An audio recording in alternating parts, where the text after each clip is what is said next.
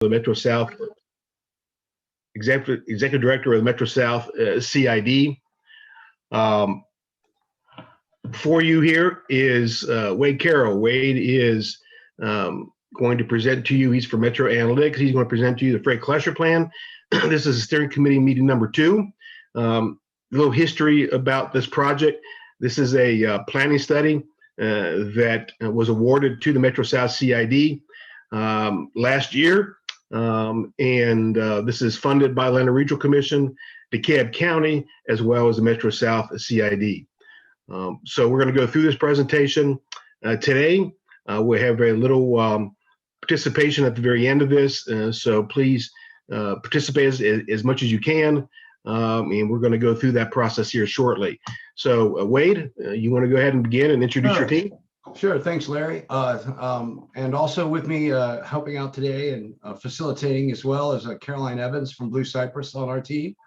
And we also have several others from our team listening in quietly. So looking forward to a good discussion today. So briefly, we want to just give you an update of the study. We have made some good progress and where we are, moving forward, and also want to tell you about some of our outreach activities that have been completed. I think what you'll find is that a lot of our outreach activities have paralleled what we've actually found in our inventory and assessment report. So we're really starting to set the baseline for our overall needs assessment. And so later on in the meeting, we'll have an interactive exercise where we'll gather some input on some truck parking, some mobility needs, and also, some planned projects that are already in the works. And then, of course, and then we'll wrap up by kind of telling you what's next.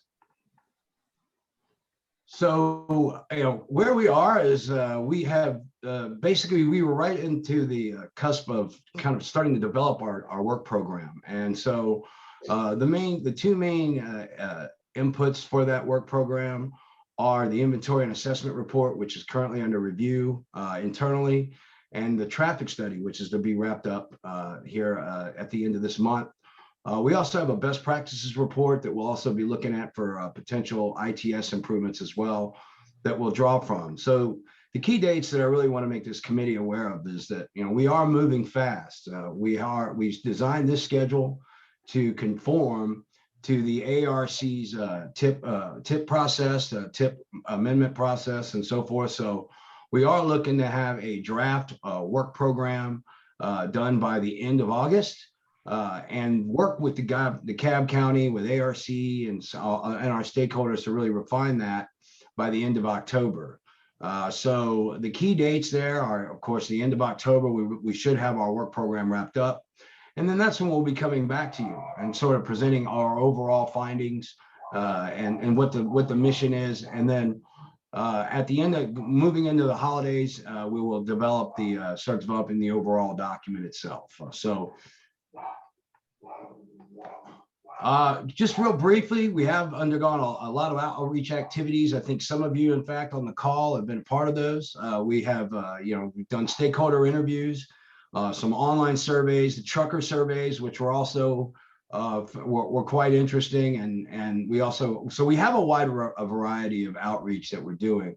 I think what you're going to find, though, is the main common theme is that we're finding out the same things through each of these, and that's good.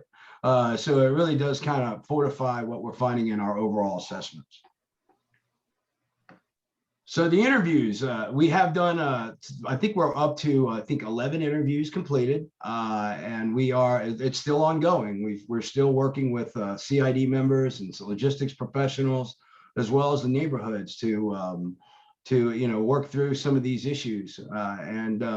These issues that we're hearing from the interviews, you're gonna hear them over and over again today, and a lot of these with safety and the maintenance and issues, and as well as delays.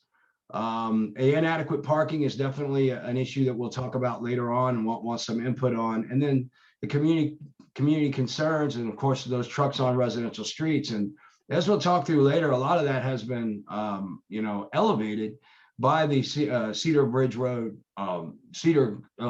Cedar Grove Road Bridge closure. And so as we talk through that, as some of you were aware of last time, we're still working to sort of resolve some of those issues with DeKalb County. The online surveys, we've just now started to get some feedback on those. I do have the QR code up here in case anybody wants to scan their phone real quick and fill it out for us. But again, they really are we are hearing the same things with congestion. Also from a signal timing perspective, I guess along Moreland Avenue, which is actually an RTOP corridor, but with some of these shifts in traffic that have happened as a result of the bridge closure, it's made it awfully difficult to do signal timing and in an effective manner. And then of course, the suggested improvements we've gotten, some folks want some turn lanes at a specific location. The road widenings is really more associated with actual intersection improvements and kind of widening those radiuses and of course improved signage. So the trucker surveys were interesting as well. They were a mixture of independent and fleet drivers. So we did get a lot of folks, and folks did come out we actually did these in person at specific locations throughout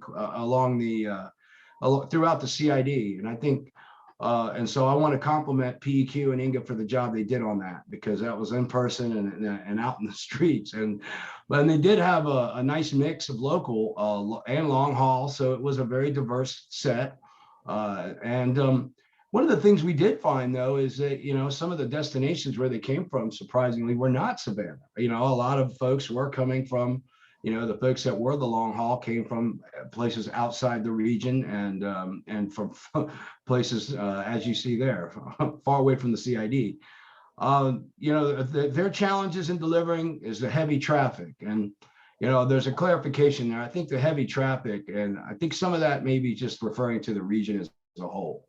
But I think from a signalization point area, the 285 and Boulder Crest Road, the interchange modification at Boulder Crest Road should help out with some of the issues that were identified. And a critical issue that we already know about is the lack of overnight parking. And we'll talk through a little bit about some of the work we're doing with the truck parking as we move forward. And of course, the biggest safety concerns, again, from a regional perspective, are the construction zones. I guess, in the Atlanta region, you're going to get a lot of those. And of course, the traffic as well. So we do have a social media presence. So we certainly are, it's really more to get folks involved and more to get folks involved in meetings such as this and so forth. So we are working with that. And so far, the responses have been pretty good, but we're still working to keep that social media and just try to get input on our online surveys as well. I'm going to turn it over briefly to Larry because in parallel to this freight cluster plan, there are some efforts that really will impact the plan itself. And so even though they're not particularly in the scope of services or something, that there are issues that are being addressed within the plan itself. So Larry, I'm going to go ahead and turn it over to you. Very good. Thank you, Wade. And everybody, I apologize. I came down with a really bad cold last night. So if I have to put myself on mute as I'm coughing, I'll have to do that. So I apologize in advance. The Cedar Grove Bridge closure, that occurred in March of 2020. DeKalb County is working with Norfolk Southern to obtain permitting. They're in the design phase, moving into selecting a contractor late this fall with an anticipation open date of sometime late next year.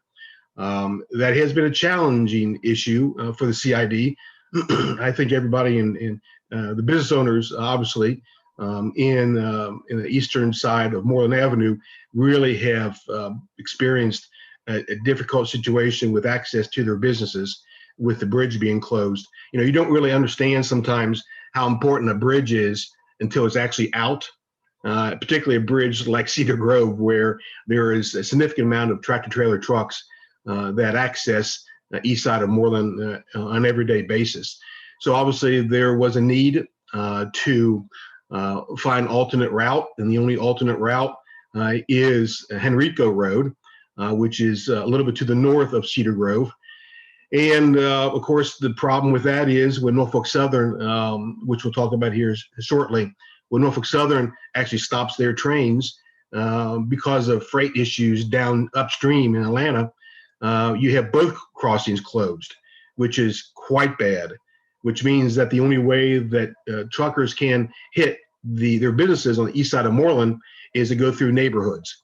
And obviously that poses significant problems, both for the neighborhoods where there is not supposed to be any tractor trailer movements through their areas. Of course, it poses a problem for the CID board members as well, because we receive all the complaints.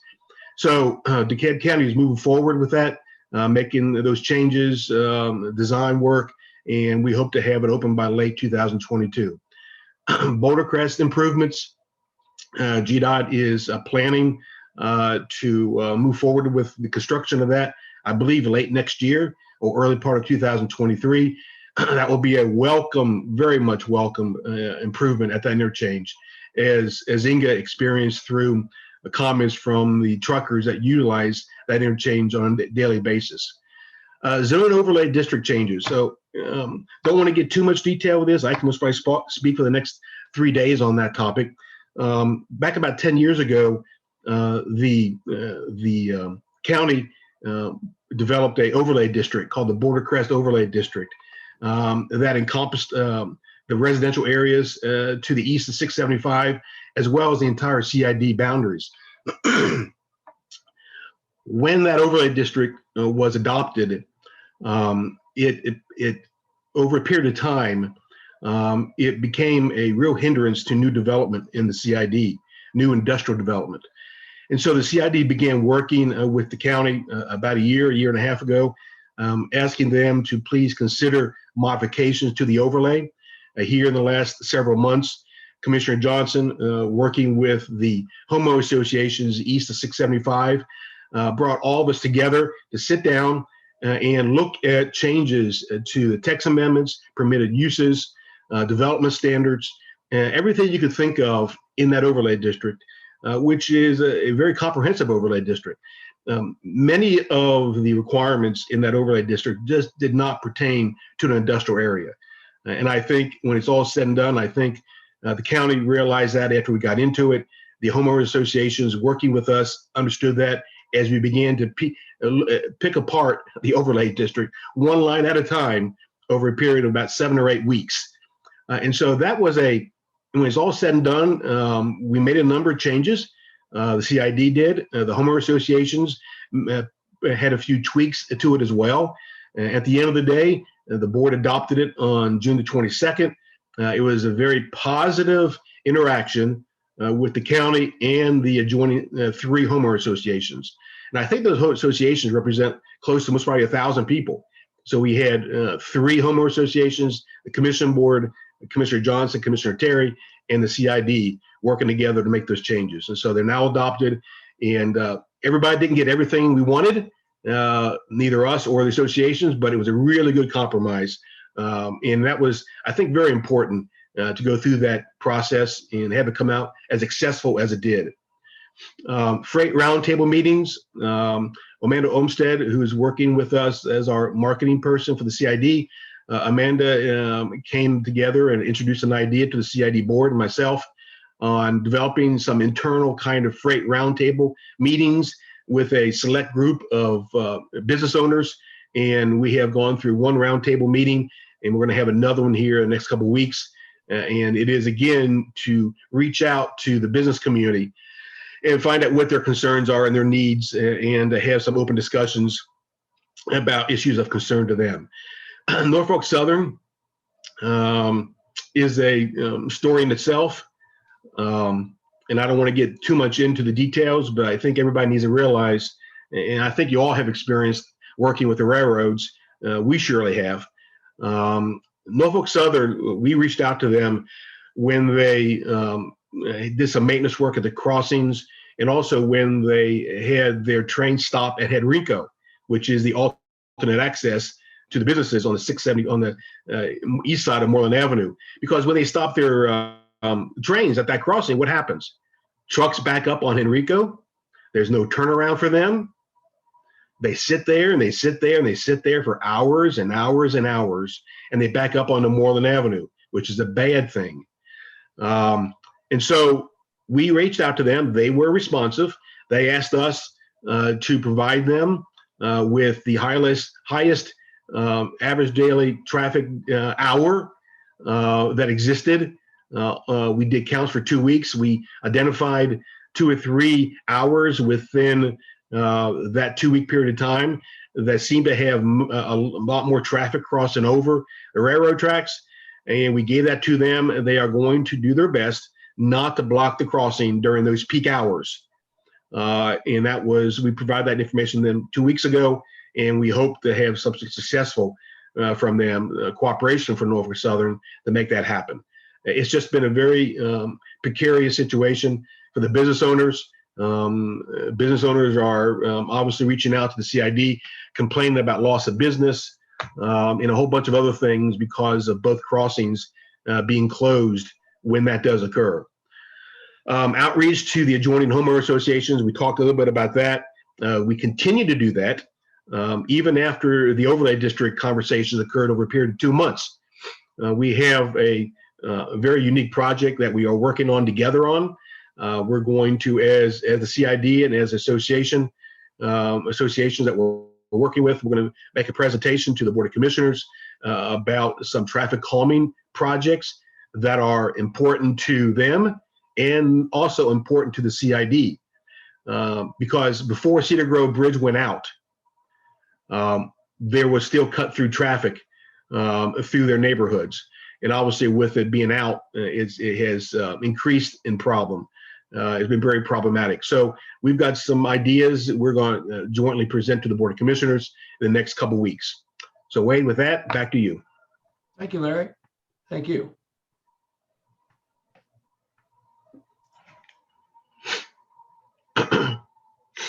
All right, I want to talk briefly about our findings from the inventory and assessment report, and just to kind of give an overview of this report, because it really is sort of the turning point, if you will, in the freight cluster planning program, because it really does kind of now we're heading down the home stretch.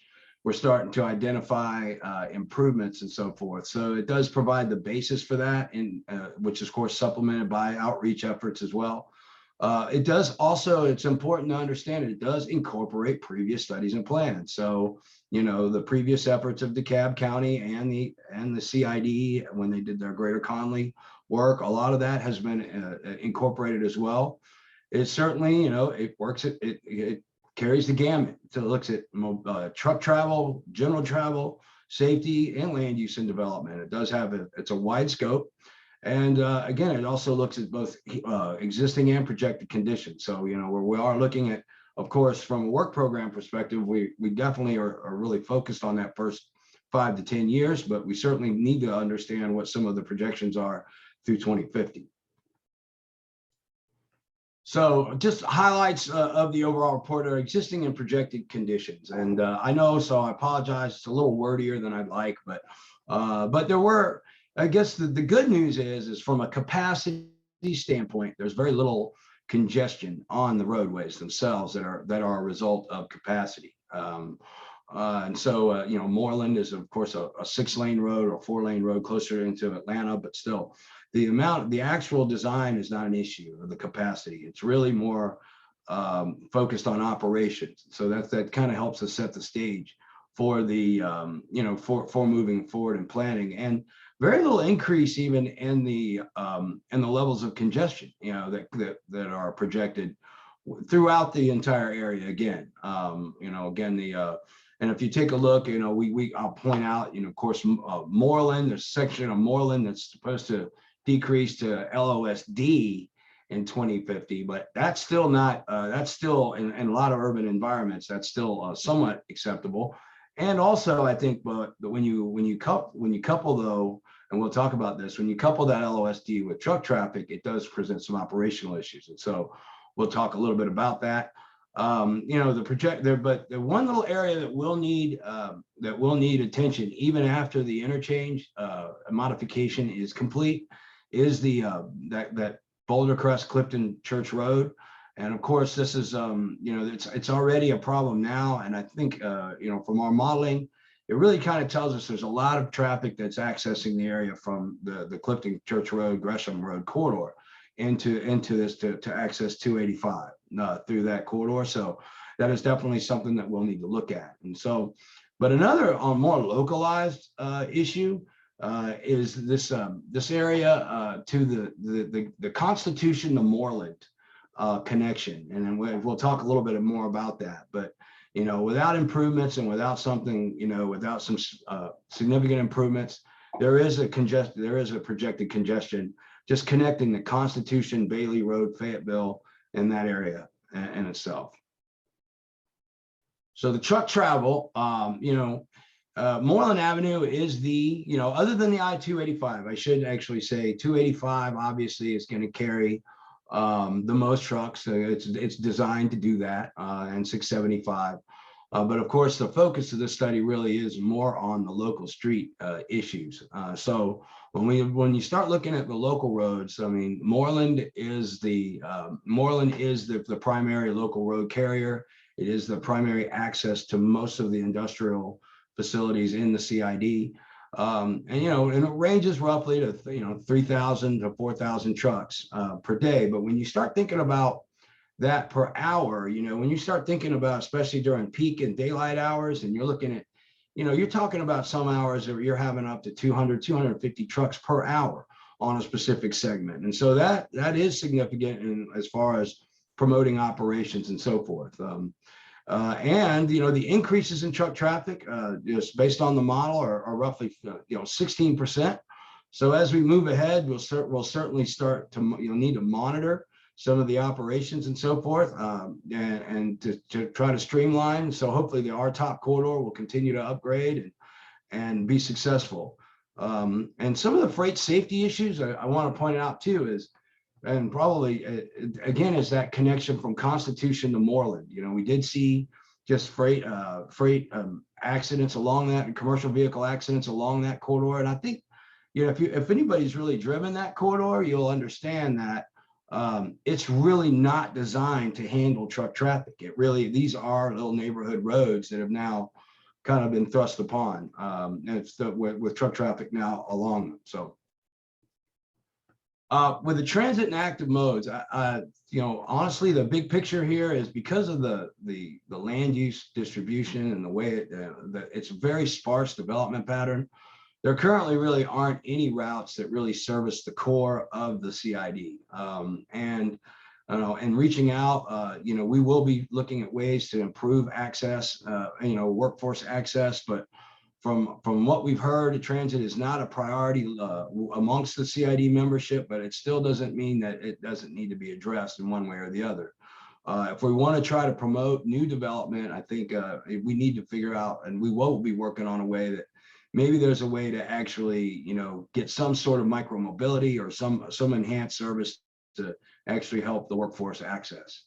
From a bicycle and pedestrian, the two main facilities, we have the lake, the trails of Constitution Lake, and of course the South River Trail, Michelle Obama Trail.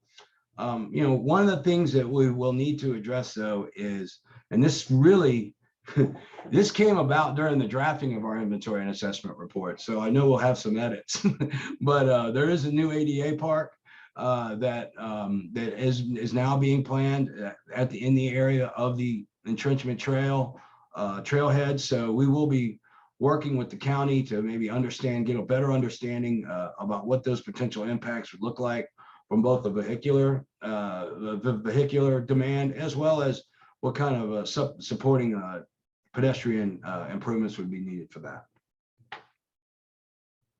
Land use and development, just plain and simple, this is an industrial district. 40% of the existing land uses are industrial, and I think that's, and a lot of the vacant and undeveloped land is also zoned for industrial. So it's definitely the focus of the area. But it is important to know that even 8% of the CID is residential. And so while it's a small percentage per se, it's definitely something that we definitely want to make sure that our recommendations take a look at mitigating some of these impacts to these neighborhoods, particularly with the, when we're moving forward with some of the proposed improvements that we'll talk about along connecting Constitution and Moreland. We'll certainly look at that. The development trends is really, it's really, and I know Stan Reese's on the call, there really hasn't been any. That's the big trend. And so, that, as Larry talked about before, the really key, we have had the Black Hall Studios was a big win, capitalizing on the vacant land in the area and also its accessibility and so forth. And they're going to be good partners with the CID.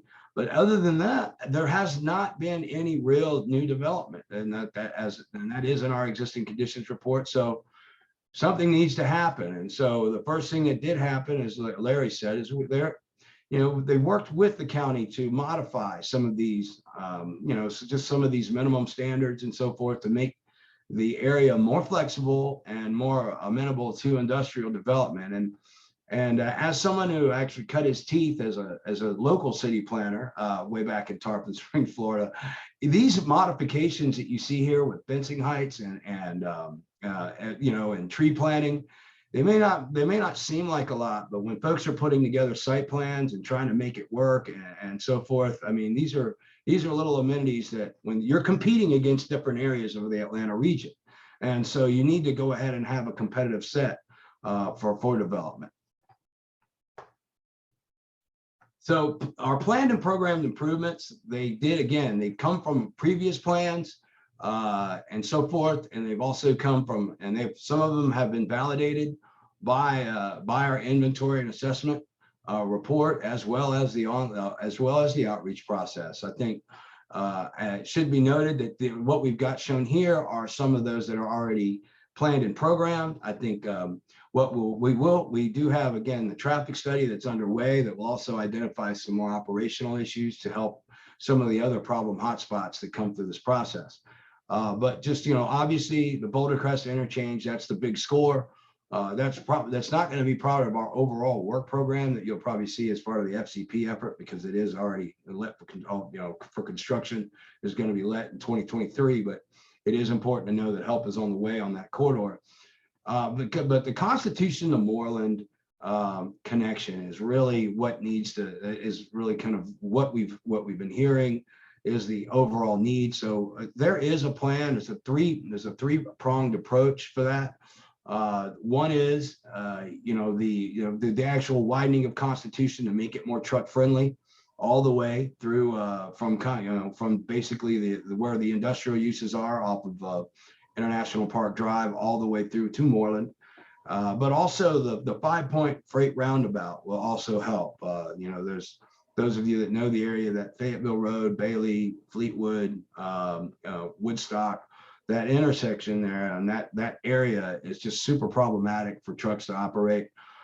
So that roundabout should certainly help. And really the probably of all of these, one of the most probably the thing that can happen first and probably could be done in the most immediate fashion is that Bailey Road signal.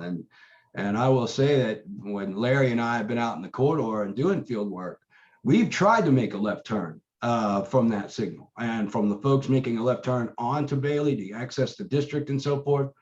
We waited there for about 15 minutes, and we weren't even a full-fledged, semi-trailer.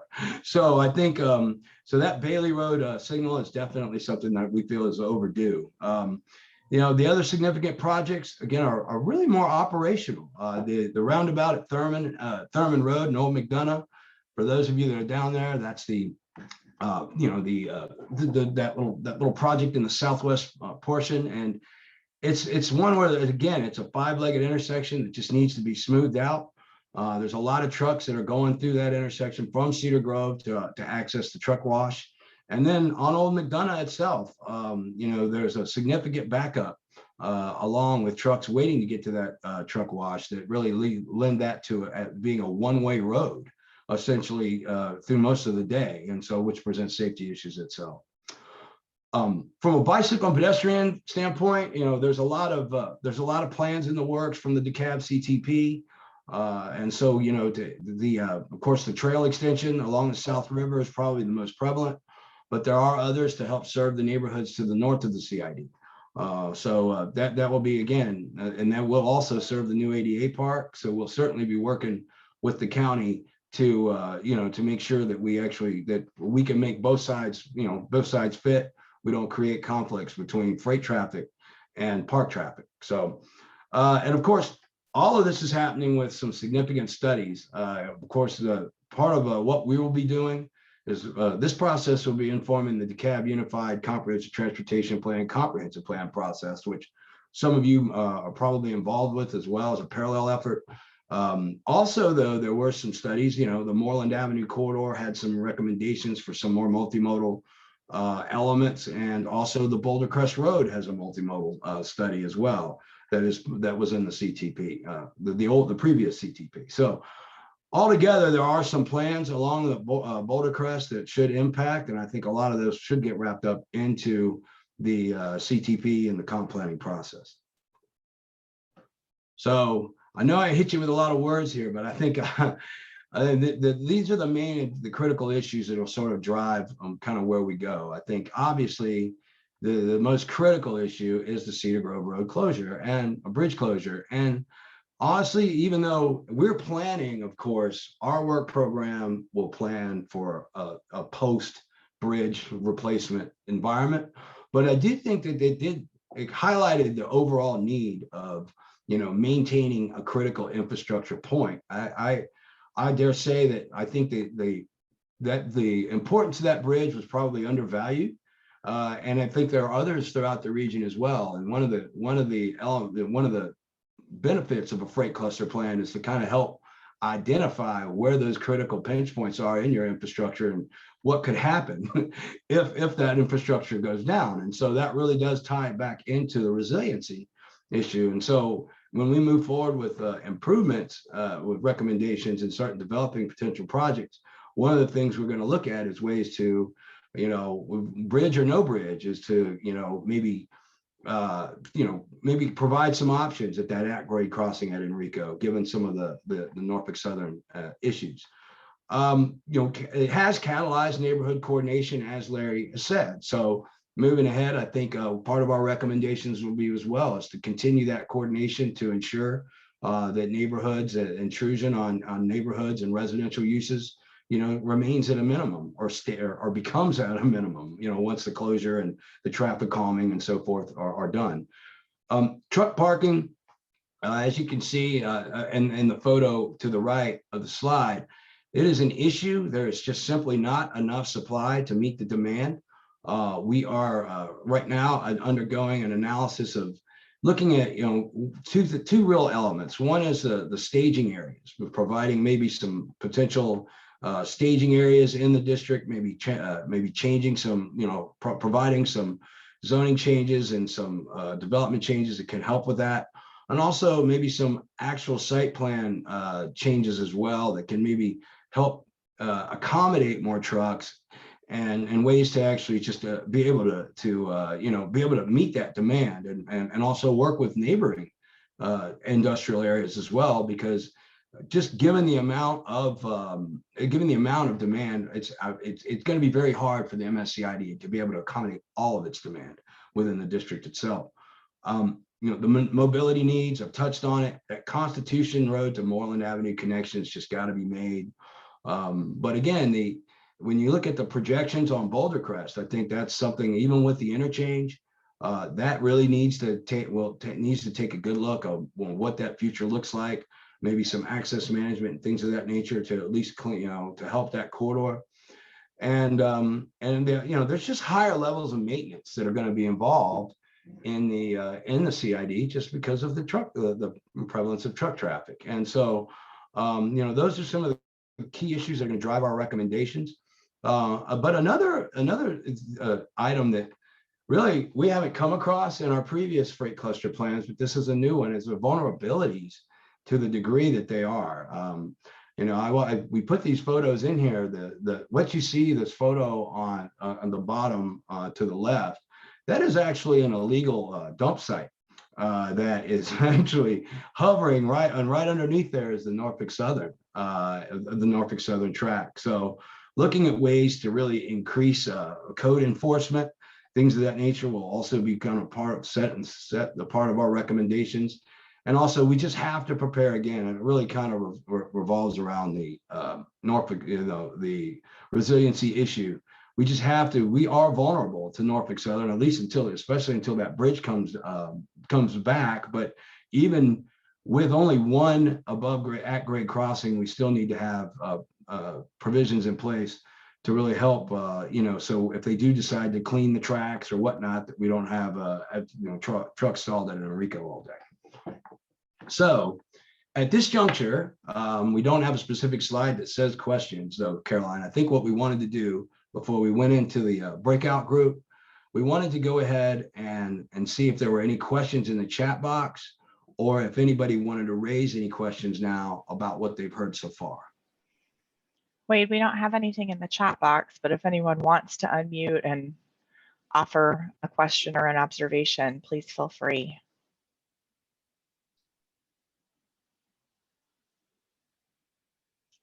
Here's a question. How are you assessing truck parking demand in the area? And honestly, that is a very qualitative process. Unfortunately, we would love to have a more quantifiable way to do it, but without being able to go out and get on site and count trucks. So what we did do is we do have good aerial photography that has shown us kind of a baseline. So we took a baseline of the parcels where there were a significant amount of truck parking just through the aerial photography itself. Afterwards, then that allowed us to actually identify maybe we're on some of what we like to call unauthorized parking. We're staying away from the term illegal. We're calling them either authorized or unauthorized. And so the unauthorized would be either on street or off street. So the unauthorized on street was identified through some of the aerials, and then we went back and we surveyed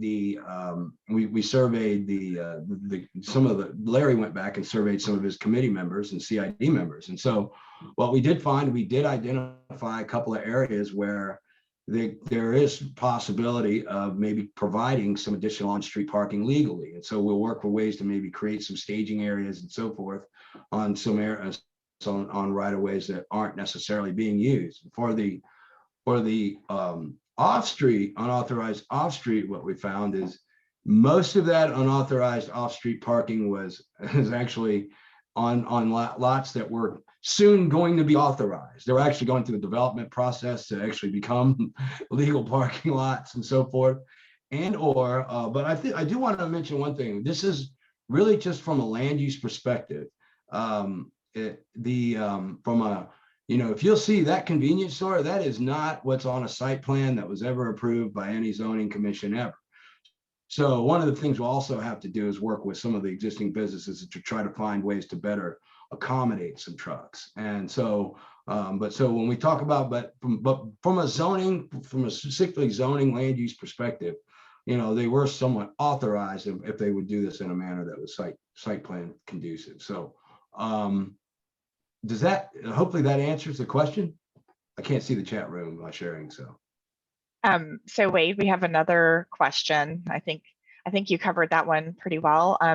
So this says, Gillum Logistics is close to Moreland Avenue. Did your study find any impact from trucks going in and out of the logistics center? Not right now, no. Our existing volumes really did not show a great deal. I think that movement is still being handled in large part to 75 by 331 by the Forest Parkway corridor. So for even northbound trips, we did not see a whole lot. They're accessing 675 and 75 through other means. However, we did see in our projected volumes a pretty significant increase along Moreland south of Conley, which I would have to imagine is being generated from the Gillum expansion and so forth, and some of the future volumes that are being projected. So Wade, let me respond to one of those items as well. There's at least one, if not two, private sector permitted or future permitted logistics center parking facilities that are trying to come online with the county. One is in a very preliminary stage, and one is in the permit stage, I believe, right now. And so we hope that the private sector understands the value of having legal parking, permitted parking in the CID. CID has more than enough unauthorized parking that has developed over the years. And so we are, as a CID, we are doing our best to facilitate appropriate permitted parking in the CID boundaries. And we should, since I do have our HRE folks on the call, we did actually supplement some of that truck parking, what we found on the aerials. We are supplementing that with HRE. HRE provides truck parking as well, that we're just using as a checks and balances to validate what we've done. So, all right. Wade, Wade, I have a couple questions too. Sure, Daniel. First one was, as you looked at a couple of these roadways, I was curious if you're also looking at, resurfacing or even rebuilding the roads, the roadbed, because the ones that come to mind would be like Henrico, which I know has become the alternate, obviously, with the Cedarburg Bridge closure. And I remember, hearing about in one of the meetings about, it doesn't really have a shoulder, and so trucks have driven off the side of the road, and because it's crumbled underneath them. And to me, that's more than a resurfacing. That might mean that the road was just never built to handle much of any volume of trucks and may need to be rebuilt from the start.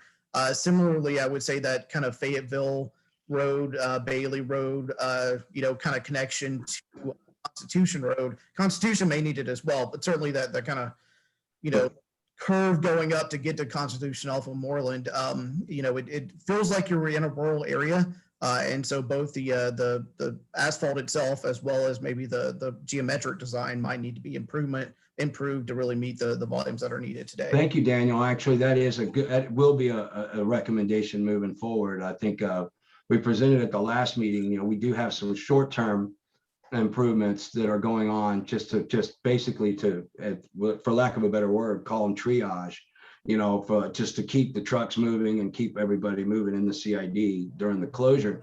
But yeah, it's clear, like little roads, even though they were built as small rural roads like Bowman Industrial and Enrico and so forth, given the level of traffic, and especially it's in the CID, it's in the region's best interest really to have, that viable corridor, that viable as a whole corridor and as a whole area really built for trucks. And I think, and it'll certainly, the membership, it'll certainly benefit them as well. So yeah, absolutely. Thank you for reminding me. That is definitely something to reinforce in some of these other roads for the reconstruction of them. You're right. You're absolutely right, Daniel.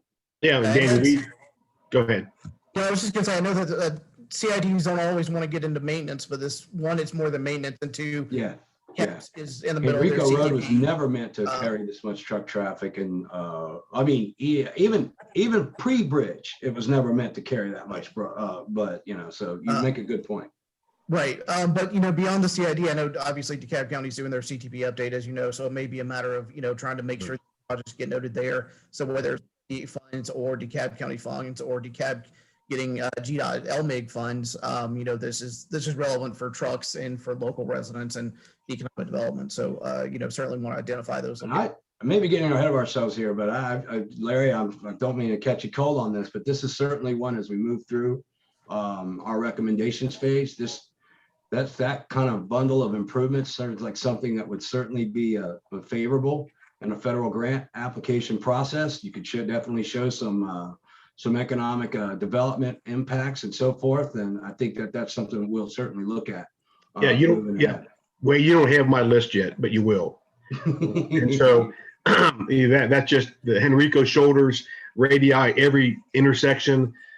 Constitution, as everybody may know, we've been working with the county in about the last 18 months. The CID received a GTIP grant in 2019 for the Constitution corridor. The county has asked us to scale back the project. We hope that the county can allocate some SPLOST monies to the scaled down version of Constitution. And so we are scaling down that corridor, utilizing that money from GTIB and some money from the CID for that corridor. So yeah, I mean, to have Constitution Road, Daniel, where it goes and what it carries, to have it as 11-foot lanes with no shoulder, just like Henrico. You have a 5-point intersection that you have trucks coming out of that construction debris landfill that Wade has on that diagram there. That is a horrendous 5-legged intersection. There is nothing worse that I have seen any place in Atlanta, any place. And so that is part of that GTIG grant. So you're right on target, Daniel. We haven't got to that point yet, but we're getting closer. We're getting closer. Okay. All great feedback. One other follow-up, changing gears completely from the roadways to itself to Wade, some of your earlier slides you showed MARTA bus routes. You talked bike ped, but talked mostly about trails. I'm curious about putting the bike ped with the transit, and basically what I'm getting at is there are Metropolis CIDs in their freight cluster plan, right down the street, a little bit west of your study area. They found they had, pretty high ridership, all things considered, on some of the bus routes in industrial areas. But some of those routes, you get off the bus, there was no sidewalk, there was no bus shelter, there wasn't always a safe way to cross the street. And so they kind of saw those connections of, hey, here's some high priority sidewalks because we have a good bit of bus ridership. Maybe it'd be good to put some bus shelters in certain locations, and then a couple locations where mid-block crossing was needed. So I'm curious if you're looking at those data sets together and saying, yes, we may not have sidewalks everywhere, but we should really prioritize here along the bus routes. We are definitely going to look at, Those things we do together. have boardings. We definitely do have boardings and amenities, and we'll definitely tie those up because there's a residential component as well, especially along Boulder Crest and that the highest ridership is, of course, is around the correctional facilities, either for visitors and things of that nature. But we'll definitely want to make sure that we capture the multimodal demand. And that ADA park is a great example of something that could probably warrant an extension or modification of one of those routes or two of those routes, even to help service that location, kind of given what the demand will be at that location. So. Gotcha. Yeah, I knew you mentioned trails, but I didn't really hear sidewalks mentioned as much. Yeah, sorry. Yeah. That bus route to sidewalk connection, which is really key, that you don't want folks getting off a bus and then just traipsing through the dirt and the grass and so forth. So. Yep. Good point. Good point. Okay. That's all I had. Thanks. Caroline, anything else in the chat? Nope. All right. Well, then I think it's time for you to take things over, kind of run folks through the exercise. Essentially, what we'll do is I will give you sort of an overview of kind of what you're seeing on each of the mural boards, but then essentially, for those of you who were with last time, we're going to go ahead and do the mural again. I think we had some very good feedback last time around, and hopefully you found that we listened to you. Caroline, I'm going to go ahead and let you. Do I need to stop share, or can you do it yourself? Let's see. I think I can share my screen myself. Okay. Well, I stopped sharing anyway. So. All right. All right. Well, thanks everyone for your attention. Again, we're going to do these mural boards, which basically, can everyone see my screen? The thumbs up? Okay, great. Basically, what we're asking for is for you all to give us input. We'd love it if you'd unmute and give us some feedback, or you can chime in via the chat. I'll keep an eye on that. We're going to look at 3 different maps. The first right now we're looking at is a truck parking inventory. What we'd like to point out first are these highlighted areas. The red are where we found through the study the unauthorized truck parking. Yellow highlighted areas are reserved truck parking, and then green highlighted areas include non-reserved truck parking. Yeah. And so I'll go ahead. And so reserved, again, that is where it's an industrial use. And so the trucks that are parked on that facility are associated with that use, or it's a private lot that actually has clients. And so it's not a dispatch. You won't be dispatched to park there. So that is what the reserved means. The non-reserved are those that you would probably be more familiar with, is the pilot that's on Boulder Crest, the convenience stores that are handling probably 300 times more parking than they should. But and then the reds are again the unauthorized, and so some of the unauthorized parking is again the over on the southwest corner of the CID. That lot is now being permitted for illegal truck parking. But the two over to the east or south, those are illegal and scary and kind of scary. And there's a couple other lots too, and we'll work to do that. But I guess the main issue here when we talk through this is there's just a shortage of parking, and so I was just curious. Now like you said, we will be starting to look at staging areas and things of that nature, and also maybe some development recommendations. But I was curious if anyone on the call will open it up. If there's any areas where you think that we should try to encourage truck parking, or if there's any strategies that you think that we should do to maybe mitigate some of the unauthorized truck parking, or anything else, but anything that would help us maybe increase demand or increase supply, sorry, of parking in the area.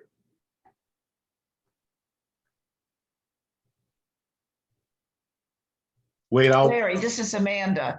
Is the project that Price Muir is undertaking, will that be within this footprint, or will it affect the supply and demand? Yes. Is that in the map? Is that taken under consideration? All right, thank you. And that swallows up one of the illegal lots, actually. That's actually one of the illegal parking, I think. Yeah, now it's legal. Now it's legal, so. Well, I'll just add a few things before anybody comes on board since it's so silent.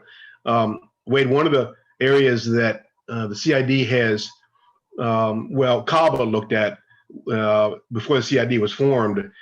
CABA is the Conley Association, Conley Area Business Association. They're the impetus for the beginning of the CID development 5 years ago. They looked at this area right there off of right there into Whitehall Forest, right there off of Boulder Crest. There's a development there.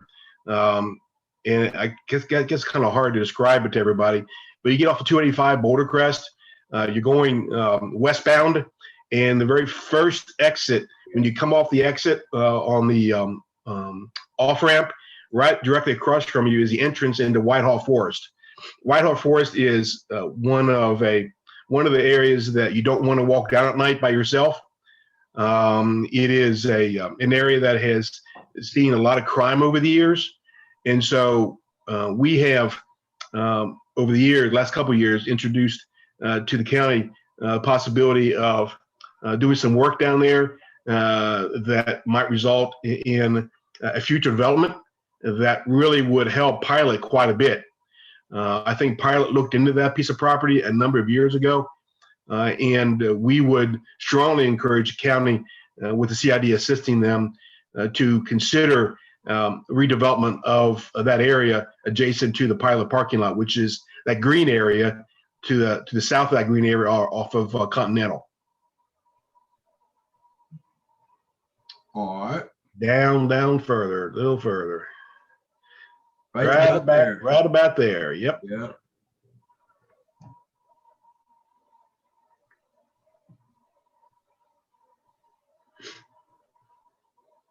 And I do understand this particular subject matter. So if we're not getting answers, we can certainly still keep moving forward. We just wanted to give this some time for the stakeholders to at least have a say. But it is sort of a specialized subject area, so we'll certainly keep moving ahead in our recommendations. It's not something everybody wakes up and starts thinking about truck parking. So, but I do want to we'll give it a couple more minutes. Caroline, is anybody else? I think Daniel has something to say. Okay, great. Yeah, I was curious if you had a map that really showed where available land is, because this is showing us where, I see various green space here and like the landfill and so forth, but I don't know where it could potentially go without pointing to something that I'm like, oh, that's actually a park, or that's right next to residential. It seems like we need some sort of land use analysis to kind of point, take out the we've got a lot of active industrial sites. We're not going to turn, Old Dominion into a truck parking lot. They're already very effective what they're doing. But kind of what are the sites that are potential, that could potentially be used for this that are either undeveloped or vacant lots that, used to be something else and aren't green space. We don't want to take that away. We don't want to impact Black Hole Studios. We don't want to be right next to residential. There's a lot of constraints. And I think once you put those in place, you come up with a very small number of parcels that are even potential for truck parking. Just looking at an aerial, I was thinking, just west of 675, there looks like some undeveloped land with, a billboard here or there and stuff like that. I don't know if it's big enough. That is actually, what you see there. Well, what you see there where the legal parking is that would be a great candidate for actual legal parking if we could, because I think right now it's unpermitted use, that it's going on there. So it may be an issue there. I think I was even looking west of 675. It's something that's shown as yellow, but there's looking on an aerial, it looks like there's actually some area that's undeveloped. I think east of 675, you're probably going to get residential pushback. Yeah. Well, this area up here, this area in between, say, the boundary and 675 is pretty separated from the neighborhoods. But I think maybe the old landfill site may offer some opportunity as well. We haven't really looked into that in great detail. That's something that we could think about. Hey, Wade, just as an input for you, when you talk about truck parking, there's one thing to say we want to offer a location where trucks could be parked, but you want to offer a location where trucks will want to park. And most drivers are not going to want to park where there's no amenities. So unless they're looking at a location where you're just saying, hey, you can park your truck and leave it. But if you're looking at transient parking, because they're parking to wait to make a delivery or they're parking to do a DLT break just until they reset hours, they don't want to park in a desolate area where there's nothing around, there's no food in a restroom. So as you talk about some of these green spaces, if there's not a truck stop, there's not shopping, there's not, any type of restaurants or anything of that nature in that area, it's just going to be a space that you'll create that won't get used. You're right. I completely agree. And in fact, that is something to thank you for highlighting that. Unfortunately, I wasn't able to see who provided that because I can't see, but that's a good point. And it's not just providing a lot. That's a very good point. It's actually maybe working with some of where these existing amenities are, like where these convenience stores are, where we showed you where they have so many trucks. Is there a way to maybe work with adjacent property owners to work with some of these where convenience stores are and things of that nature? So that's a very good point. Thank you. Wade, that was Michael Pickens with Snyder Trucking. Thank you.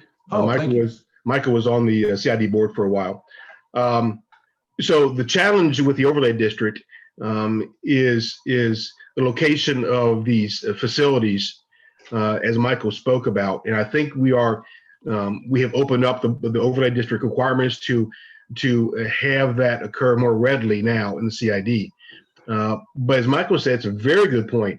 That is, you want amenities. And so the number of restaurants, if you want to call them restaurants, are very limited in the CID. And the CID was strongly encourage a more quality restaurants, I should say, in the CID. And it'd be nice if a developer came along that provided that the mixed amenity of parking, short-term, long-term, as well as on-site restaurant that folks would like to eat at. And so that is very limited in supply in the CID. And so we have a lot of work to make that happen. Dan, to your point, the amount of available space that you could do that in the CID is extremely limited. But your point's taken, and we will do that. We will highlight those areas that meet the overlay district, that would accommodate parking short and long term, as well as the associated amenities. So Wade, we'll make sure we incorporate that into the plan. Good point, Daniel. And thank you, Michael. Yeah, I'll definitely agree with the need for the amenities. And that's something we see with our other freight cluster plans. Fulton Industrial Boulevard is going through one right now and have had this exact same discussion of we have a lack of restaurants and we have a lack of quality restaurants. So, when you bring in, the VP of your company to look at something from out of state, there's, a fast food restaurant at best along the corridor. And so you need both, and there's a lack of both at that corridor and yours as well. So certainly I think there's probably plenty of demand both from truckers, from industrial workers and residents. So it's just a matter of how do you make it happen. So Dan, way back when the CID was formed, my firm was lucky enough to be with them the very first year of formation.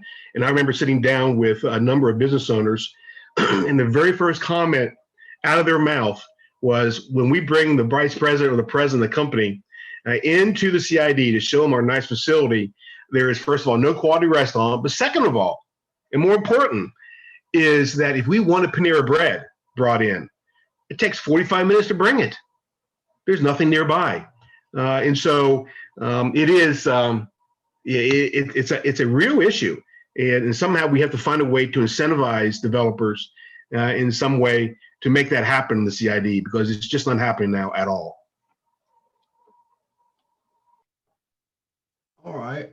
Anything else? I think we want to go on to maybe before we close out. I think these are all good points, and this is good. We certainly will, now that the overlay district has kind of been worked out, we'll certainly try to take a look at some potential lots, or I think maybe, Larry, also maybe some potential opportunities to combine some lots or something of that nature. And so we'll definitely, that's going to be part of our analysis that we pull together. So, all right.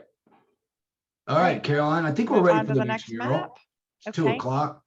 All right. So the next map is the commercial vehicle crash locations that were mapped. And you can see the legend over here that goes from fatality, injury, no injury to unknown. And you can see the corresponding dots and the locations within the district. And what we're really asking is to get feedback from you all about problem intersections, congestion or safety issues that are related to truck traffic, problem driveways, and then any improvements that you'd like to see. And then of course, I'll also take comments. So what you're seeing here, this map, again, these are just truck traffic. These are just truck crashes. Just to kind of give you an idea, and those are a good indicator. And so as you see that that area around that Constitution to Moreland connection is definitely one that highlights. The 285 interchange at Boulder Crest and actually both 285 interchanges are certainly areas that we will be looking at as well.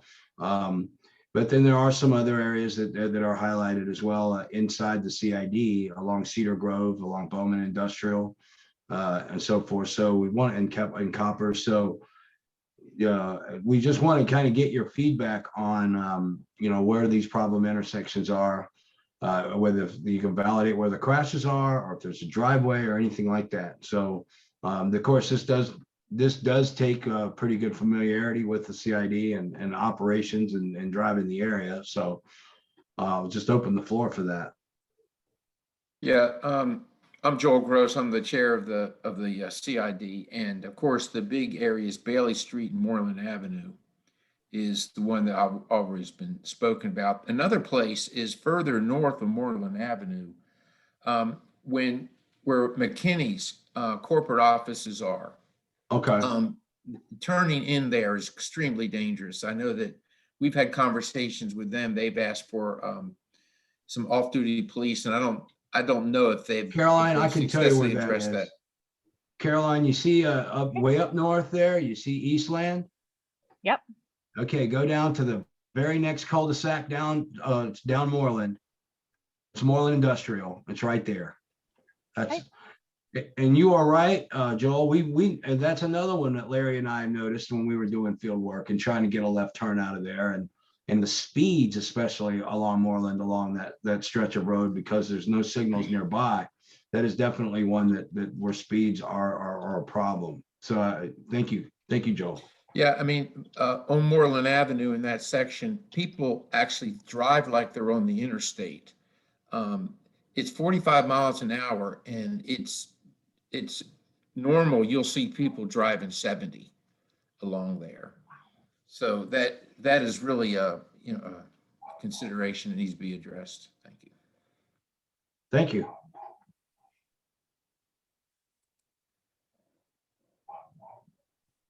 Anyone else? I want to add to that, because one of the concerns we have is when the Boulder Crest Bridge is being worked on, it's going to force a lot more truck traffic out to Bailey. So as that project comes online in the next year or so, it's going to force the Atlanta International Industrial Park traffic to go out. So it's really critical that turn signal at least is in place there at Bailey and Moreland Avenue. Thanks. Thank you. Yeah, that's a good point.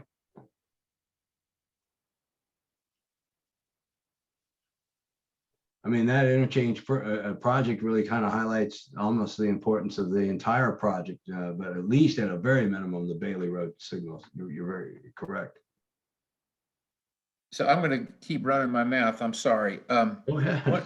One of the areas that I've tried, I put it in the chat comments, but apparently I didn't do it correctly. But if you look at all the truck traffic that goes at Moreland Avenue and 285, from all the, when everything's, when Cedar Grove Road is running, all the truck traffic, they all come to one place, and that's Moreland Avenue and 285, especially on the south side of 285.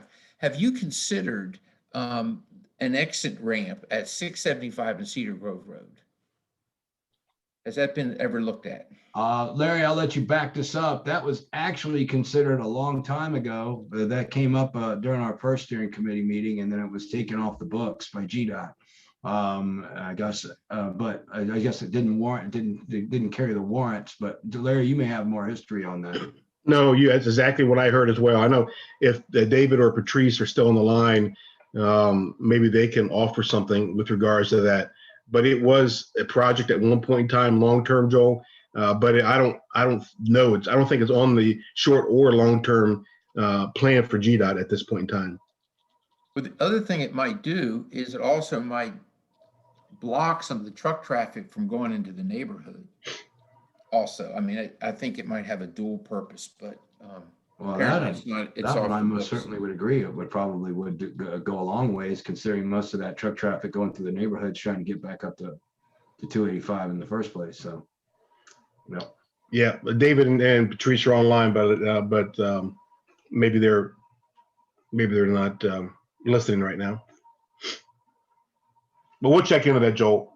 I know we talked about it about a year or two ago, and I'll find out where that is, if it's in any plan whatsoever. Larry, this is Dave. Yeah, that was looked at a long time ago, the Cedar Grove interchange, but GDOT came back and said that Cedar Grove was too close to 285. So there's a certain requirements for spacing between interchanges, and it didn't meet that spacing. So that's why it was eventually taken off the books. There was some talk at one point of working with Clayton County to try to maybe add an additional interchange a little farther south, but that was a long time ago. I don't think nothing ever really came of that. Okay. Thanks, David.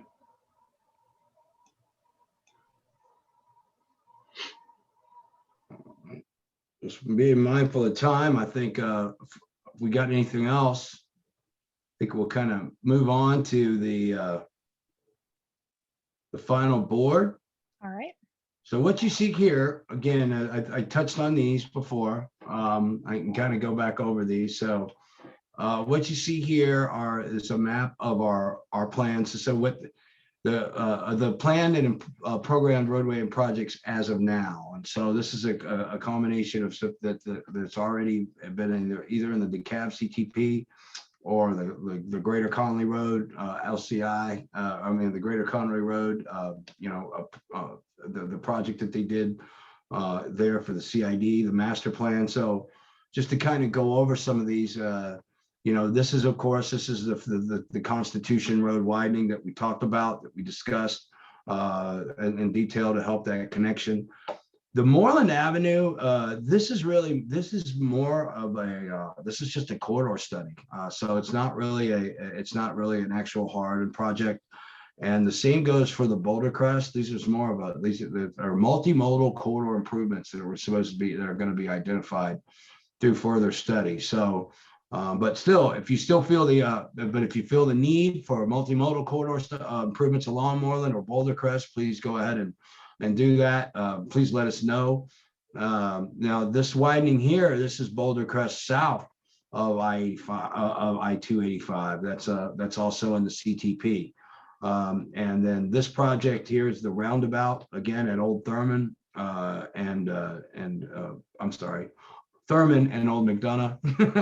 And so we just want to kind of get your input on just how overall for the folks on the call, what you feel are the most needed projects. If there's any new ones that we haven't brought up that also may be needed. So if either you support them, you either oppose them, or if there's anything new, we'd like to know.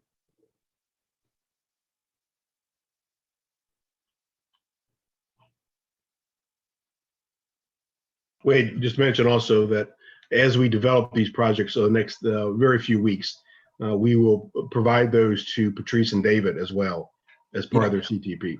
Yep. Yeah. So yeah, that is true. So in addition to these projects, again, these as well as those that come out of our traffic study are going to be compiled, prioritized, and then provided over to the DeKalb folks for inclusion and consideration in the CTP process. And so that it is important to know that we are trying to feed this process and so forth. So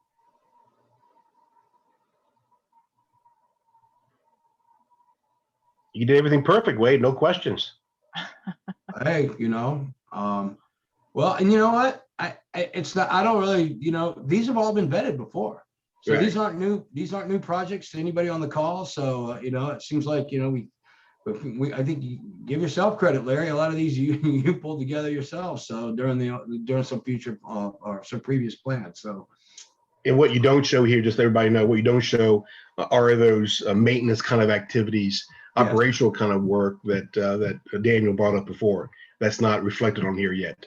No, and also what's not reflected is the long-term, again, road reconstruction along like Henrico and Bowman Industrial and those streets within the district in the core of the CID.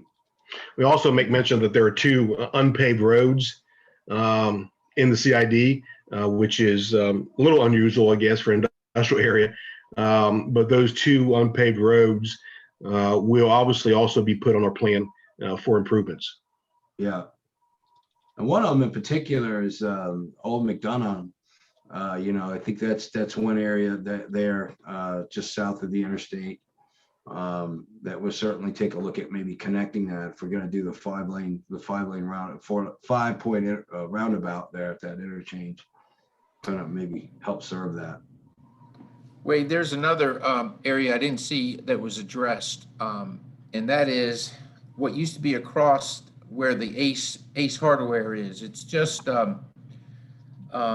it's south of Cedar Grove Road, Moreland Avenue. There's an intersection there that has seen a lot of accidents also, and Okay. Our members down there have keep bringing that to our attention, and it has not been addressed. And They it's like not to see a Conley. blinking lot. No, It's not Conley. It's East Conley and Conley at State Route 42, Moreland Avenue. Okay. Yes. Okay. And again, it's like a 4-lane there, and the traffic moves pretty fast. And that is one of our intersections in the traffic study. So we'll certainly we'll be looking at that. Great, thank you.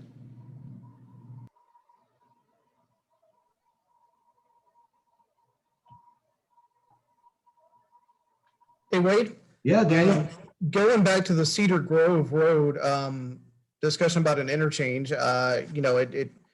it does make sense that it's too close to I-285, that you couldn't really do it from the north without building collector distributor lanes, which makes it much more expensive and probably cost prohibitive. But I do wonder about the potential for a half diamond going to. I was thinking the same thing. Yeah. Because if that existed today, that doesn't solve all your Cedar Grove Bridge problems, but it's providing access to and from the south on the east side of the bridge that's out. So you're getting to Old Dominion and so many of those that are currently cut off. Now you have to come up from the south So it, you still have some limitations, but it would, even if you had to drive Moreland south to get to Anvil Block to come back north, that's a lot faster than sitting at Norfolk Southern if they're going to, for Yeah. extended time. And even when Norfolk Southern isn't blocking it, clearly Henrico isn't built for this volume of trucks. So, it's something where it could help with that, but also, as you said, may cut out some of that cut through traffic of trucks that may be getting off at Boulder Crest. You had this other option where they could get off there west and avoid the residential. Certainly it's not going to solve all your problems of residential cut through or access, but it provides another kind of layer of resiliency, and it would be not cheap, but cheaper than building a collector distributor system all the way up to 285 to do a full diamond. So yeah, and that would also speak volumes for the resiliency issue as well. I mean, it definitely, it provides less reliance on those. It minimizes the impact that Norfolk Southern can have in the district through their operations. It looks to be like about 1.8 miles from Anvil Block. Just me very roughly putting a distance into Google Maps. So it meets spacing requirements of the next interchange to the south, Anvil Block. And that's again just a rough estimate. You have to. As soon as that came up, as soon as that was revisited, I thought about the half diamond, because the south, you couldn't get the whole thing, but what we really need is that connectivity to 285 more than anything else. And so, okay, makes sense. I don't know what you found in any of your origin destination analysis, how much is coming from the south, even if it's just from interviews, but that'd be good information for that. Certainly that it's just a discussion point at this point, but heard to have a conversation with GDOT about it and further, because I know that Clayton County is also looking at the area of 285 and Conley Road. So different segment of Conley, but pretty close by to kind of feed into the Mountain View area, looking at the potential for an interchange there, which was also looked at many years ago, and also had the constraint of being too close to adjacent interchanges. But they're looking at that again with either an IJR or a feasibility study that ARC funded. So just because it got shot down before doesn't mean there might not be a justification at this point. Daniel, where was that out? You said Mountain View and where? I-285 and Conley Road interchange, so west of your area. It's closer to the airport, but it would feed into Mountain View. If you're familiar with that area, Conley, if you continue it west, Aviation Boulevard, and it had grade crossing at Old Dixie, which is under construction, nearing completion, where it's going to be grade separated at the Old Dixie intersection where it crosses a railroad line there. And so that was kind of a constraint going to and from the east. So it's expected to open up some of that Mountain View area that's just kind of been a dead area where people just, dumping trash and stuff like that takes place. And so this provides another access point into that area is kind of how Clayton County is potentially looking at it. Familiar with that area in great detail. I did the LCI study there, way back for Grant, and I was in Clayton County. Yep, but yeah, that's a good point.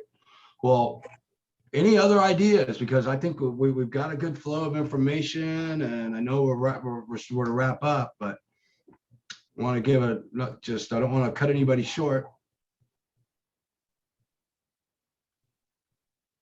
All right, Caroline, I think you can turn it back over to me. All right. All right, let me go screen share.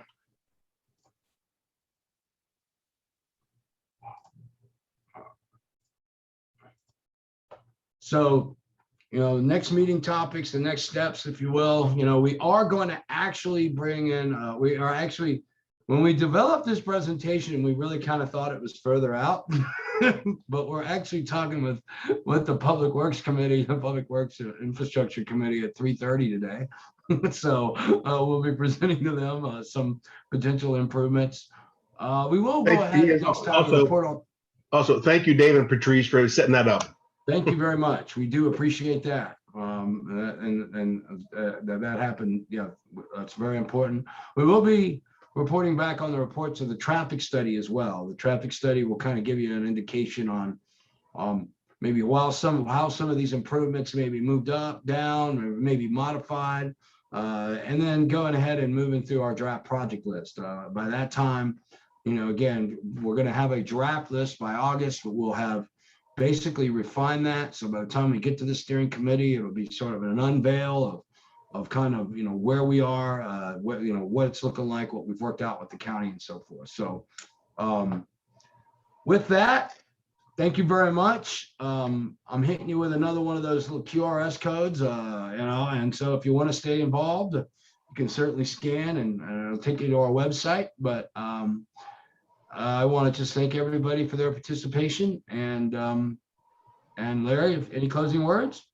No, taking the time out of your busy schedule is very important to the CID. So thank everybody for participating here today. Thank you all. Have a great afternoon. Thanks, guys. Thank you.